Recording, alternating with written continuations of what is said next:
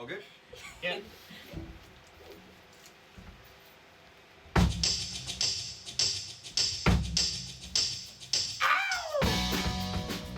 Alright, it's time for yet another behind the sound video with your host, Crafty from Crafty Music Tips. It's only going to get cheesier.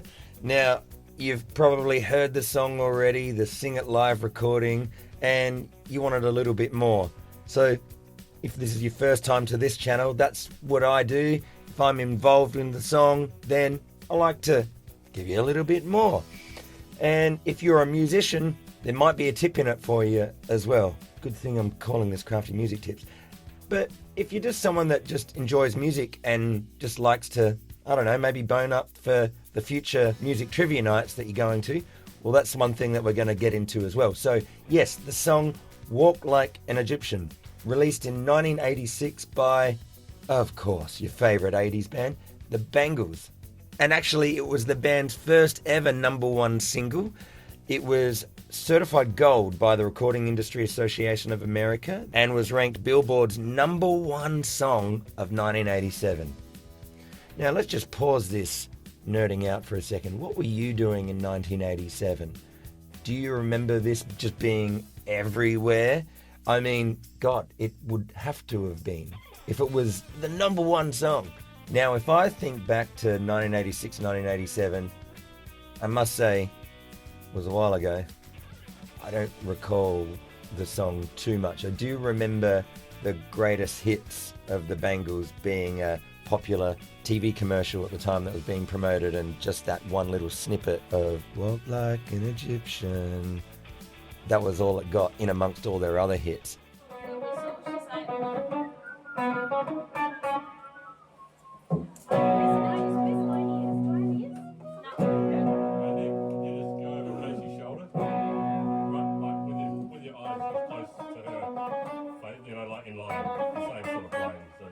If you've seen any other videos from this series before, you'll know that if I get called up by Darren to be involved in recording a song, if I get enough minutes in my day, I like to just do a little bit of a Wikipedia, a little bit of a YouTube, like nerding out on the song. Because, you know, if you're a musician and let's say I'm on guitar and I learn the guitar part, that's all well and good if I just learn it exactly and rock up and play it. But for me, I just find having more of a connection to the song, I don't know, just helps me out. It just means that I'm more ready in some way. I don't know, it's hard to explain. But anyway, so I did go to good old Wikipedia, and it was a really interesting fact about the songwriter. The songwriter is a guy called Liam Sternberg. And one of the other things that you might know him for is for composing the theme song to 21 Jump Street, the TV show. You'll remember that? Johnny Depp, right? So he said that he was inspired to write this song, Walk Like an Egyptian, when he was on a ferry crossing the English Channel. He said when the vessel hit choppy water, passengers stepped carefully and moved their arms awkwardly while struggling to remain balanced.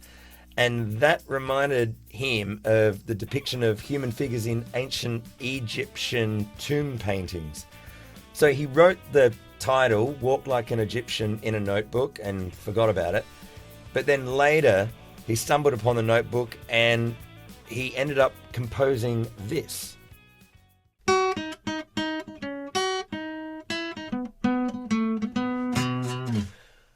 And then from there, then this upbeat song just eventuated, and he decided, well, I'll write about a bunch of ancient Egypt things, and then it segued into some modern theme references as well. So another interesting fun fact is that he finished the demo of Walk Like an Egyptian in January 1984, so quite a long time before the song actually got released. And he offered the song to be sung by Tony Basil, which of course we know was huge at the time from a success with Mickey, which we've done here in the channel. Now, wouldn't that be interesting? What a different world we'd live in if Tony Basil accepted it and recorded it and had a hit, and then of course the Bangles wouldn't have then gotten their hands on it. how they did was their producer of the album, Different Light, he'd heard it and just showed them, and then they thought, yeah, that's great. And when they were recording, the producer had each of the members of the Bangles have a go at singing lead. And sadly for Debbie Peterson, she was relegated to just singing backing vocals. The other three got a nod in various verses. So yeah, very sadly for Debbie Peterson, her feeling about, being in the band, with this song in particular, she didn't get a shot at singing lead vocals, and she also was relegated to not really doing too much instrumentally because there's a programmed drum part. What's this? This is... Yeah. Who needs actual shakers and tambo? Well, use this, at least his sample pad 4. Yeah. Well, it's a 4. It's pretty good. It's a 4. Yeah. Available at Billy Hyde's. Pardon? Available at Billy Hyde's. Available at Billy Hyde's Music. Now, one other thing that I thought would be worthy of mentioning is that in the music video, think back to the classic music video for the song. Do you remember this one spot where the singer Susanna Hoffs was darting her eyes side to side? Now, when the filming was being taken place, apparently what she was doing was looking at individual audience members because there was a mock audience there at the film shoot. The reason why she was doing that is because apparently that was a way that she used to overcome stage fright. So actually looking at audience members in the eye, but not just fixing on one, then looking at another and then looking at another. If you think about it, that's very gutsy because, if you are someone that struggles with that on stage, the thing that I've heard a lot is just look just above the audience. You're kind of doing a bit of this. Not really making direct eye contact. And that is only sort of fixing the problem. It is a way of still, engaging the audience somewhat, but it kind of is avoiding the problem a little bit. So Susanna Hoffs coming through with the goods, being very gutsy, confronting the issue, and then overcoming that over time. You have a bit of a fashion tribute to the particular band that we are covering today, right? Oh, yeah. Bangles for days. All right. Well, enough from me. You've heard me banging on long enough. What about some of the other people that are involved that aren't me? Hello, the three of you. There is a certain question. Four of that I us? would yeah. 5. Wow. All right. Well, before you guys get out of here, I mean, it's not as if Damo is ready to go or anything like that. But hey, so Walk Like an Egyptian. What do you remember about that song from back in the day? Especially you. Yeah, on record constantly. No, I don't know. I don't remember. I knew it. I had heard it a couple times at workplaces and things. Have you ever walked like an Egyptian before? Well, that's just how we all walk, isn't it? Is that not the standard? All the time. Is that not how we're supposed Anyway, to let's go home. That is.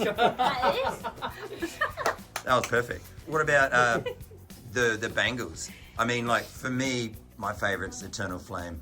What do you reckon, Darren? Eternal Flame's the better written song, maybe.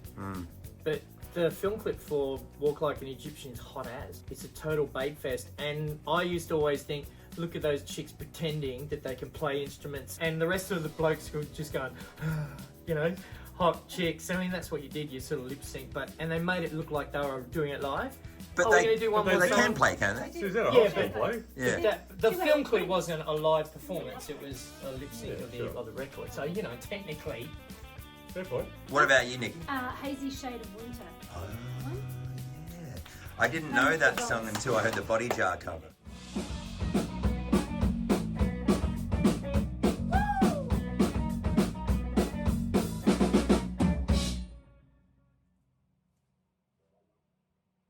that the one? Could be. That was great. Woo! Yeah, so what's your favourite Bangles song? Let us know in the comments below. Thank Darren for us as well. What a guy, slaving over, all of you should see how much gear he's got in that room. It's ridiculous. Yeah, and the pressures of having to make sure all of that equipment is working to be able to capture us who just rock up, and having to play the music as well and sing. He does a great job. So thank him below for me. Tell him I said hi. This has been yet another behind the sound video here on the Crafty Music Tips channel. Go check out another 1 or 20 if you have the time. And I'll just leave you with this thought that you don't have to do everything in your musical life right now. Just do the next thing. We'll see you really soon. Take care.